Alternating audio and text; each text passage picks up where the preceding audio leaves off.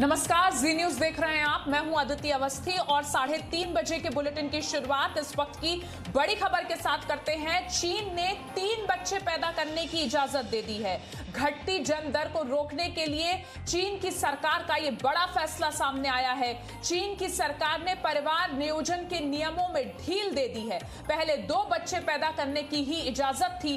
2 child policy में बदलाव को राष्ट्रपति जिनपिंग की मंजूरी मिल चुकी है। तो इस वक्त की अहम खबर, चीन में अब विवाहित जोड़े 3 बच्चे पैदा कर सकेंगे।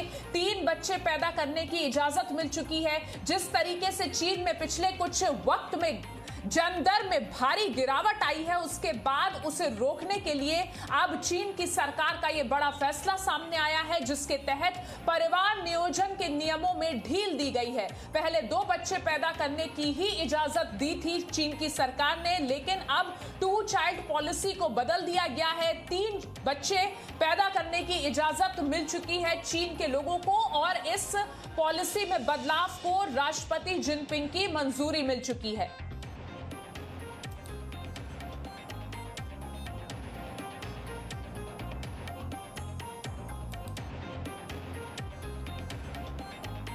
तो चीन में चाइल्ड पॉलिसी बदल गई है, जिसके बारे में हम आपको इस बुलेटिन में जानकारी दे रहे हैं। अब 3 बच्चों की अनुमति मिल गई है। चीन के विवाहित जोड़ों को 2016 तक 1 चाइल्ड पॉलिसी चीन में अपनाई गई। 2016 के बाद अब 2021 तक 2 चाइल्ड पॉलिसी चली और अब जिस तरीके से जन्म दर लगातार घटती रही है, उसके बाद चीन की सरकार ने एक बड़ा फैसला लेते हुए परिवार नियोजन के नियमों में ढील दी है और अब 3 बच्चों की अनुमति चीन के लोगों को मिल चुकी है।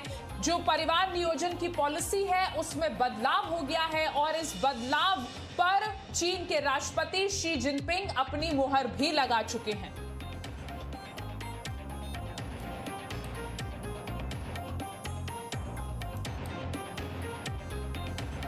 अब आपको यह भी बताते हैं कि आखिर दुनिया में सबसे ज्यादा आबादी होने के बाद भी चीन क्यों 3 बच्चों की बात कर रहा है और अपनी पॉलिसी में बदलाव कर रहा है। इसकी वजह हम आपको समझाते हैं। चीन में 1980 से 1 चाइल्ड पॉलिसी लागू थी, जिसकी वजह से एक ही बच्चा होने के कारण जो जन्म दर है, जो बर्थ रेट है, वो काफी कम रहा। अब इसका परिणाम यह हुआ कि चीन में युवाओं के मुकाबले बुजुर्ग ज्यादा हैं और चीन की जनसंख्या में बड़ा हिस्सा बुजुर्गों का है, जिसका असर अब चीन की इकोनॉमी पर सीधे तौर पर पड़ने लगा है। युवा वर्कर्स की कमी चीन को अब खलने लगी है। वहीं 2016 के बाद परिवार नियोजन की पॉलिसी में बदलाव आए। 2 चाइल्ड पॉलिसी इसीलिए की गई क्योंकि जो चीन की यंग जनरेशन थी, जो युवा थे, वो कम हो रहे थे। उसके बाद 1 चाइल्ड पॉलिसी से चीन 2 चाइल्ड पॉलिसी पे गया 2016 में, लेकिन इसके बाद भी जो बर्थ रेट है, जो जन्म दर है, उसमें बहुत ज्यादा बढ़ोतरी नहीं हो पाई। इसलिए इसे अब फिर से बदला गया है। एक और बड़ी वजह यह है कि चीन में लिंग अनुपात जो है, जो जेंडर का है, उसमें असमानता है। जेंडर डिस्क्रिमिनेशन वहां पर हो रहा है। जिस प्रकार से उसका अनुपात देखा जा रहा है, उसके मुताबिक काफी बड़ी संख्या में जेंडर असमानता यहां पर चीन में देखने को मिली है। 1 चाइल्ड पॉलिसी की वजह से ज्यादातर परिवारों में लड़कों को प्राथमिकता दी जाने लगी, जिसका नतीजा ये रहा कि लड़कियों के मुकाबले लड़कों की संख्या चीन में ज्यादा हो गई। और अब इसका परिणाम यह है कि चीन में 3 करोड़ से ज्यादा युवक फिलहाल अविवाहित हैं। तो सिंगल चाइल्ड पॉलिसी की वजह से जो जेंडर है उसमें इक्वालिटी नहीं देखी गई, जो लिंग है, समानता उसमें नहीं देखी गई।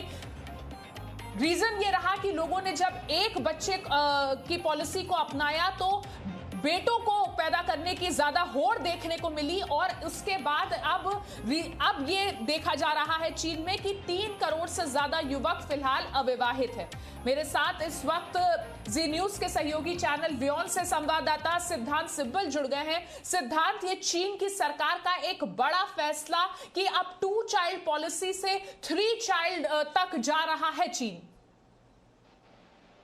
जी है, एक बड़ा फैसला है, एक तरफ से मेजर पॉलिसी शिफ्ट है। और मैं आपको बता दूं कि ये एक तरफ से वंस इन अ डेकेड या once in a mini decade policy change है, क्योंकि इससे पहले जैसे आपने जिक्र करा 2016 में 1 चाइल्ड पॉलिसी स्क्रैप हुई थी, पर अब 3 चिल्ड्रन आर अलाउड, इसका मतलब ये है कि कहीं ना कहीं चाइना फ्यूचर सोच रहा है, एक फ्यूचर ये सोच रहा है कि अब क्योंकि डेमोग्राफिक्स के मुताबिक ओल्ड एज पॉपुलेशन उनकी इंक्रीज हो सकती है। अगर ओल्ड एज पॉपुलेशन इंक्रीज होती है तो इसका मतलब उन्हें ह्यूमन रिसोर्स इंपोर्ट करना पड़ेगा।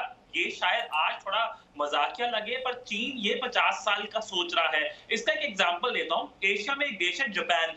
जापान दुनिया की सबसे एजेड सोसाइटी है, वहां सबसे मैक्सिमम नंबर ऑफ एजेड लोग हैं, क्योंकि कहीं ना कहीं जापान में कोई ऑफिशियल पॉलिसी नहीं थी, पर क्योंकि वर्कलोड ज्यादा था, ज्यादातर लोग कोशिश करते थे कि बच्चे कम हो, तो कहीं ना कहीं आज की तारीख में उसका खामियाजा जापान को भुगतना पड़ रहा है। और उसकी वजह से जापान कोशिश कर रहा है कि ह्यूमन रिसोर्स दुनिया भर से लाया जा सके, बल्कि उन्होंने एक पॉलिसी भी थोड़े दिन पहले अनवेल करी थी। उसके मुताबिक भारत के लोग टेम्परेरी बेसिस पे जापान में जा सकते हैं और ह्यूमन रिसोर्स प्रोवाइड कर सकते हैं, और कहीं ना कहीं भारत का ह्यूमन रिसोर्स दुनिया के ह्यूमन रिसोर्स में मदद कर सकता है। पर अगर हम चीन की बात कर लें, चीन शायद इसमें ज्यादा इंटरेस्टेड ना हो कि बाहर से ह्यूमन रिसोर्स आए, इसलिए आज ही उनने ये डिसीजन अनाउंस करा है। पर इस डिसीजन का असर आपको अगले 10 सालों में नहीं दिखाई देगा, इसका डिसीजन आपको अगले 20 साल और 50 साल में दिखाई देगा, जब आज या अगले 1 साल या 5 साल के अंदर जो बच्चे होंगे वो जो एजिंग पॉपुलेशन है उनको एक तरफ से कहीं ना कहीं सस्टेन करेंगे।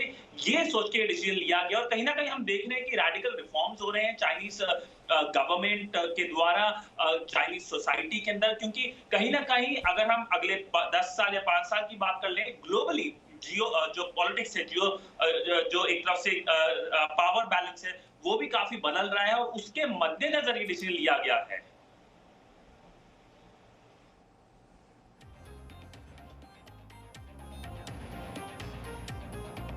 जी सिद्धांत, और इस पूरी जानकारी के लिए आपका बहुत बहुत शुक्रिया। Presenting B News app, available on Google Play and App Store. Download it now.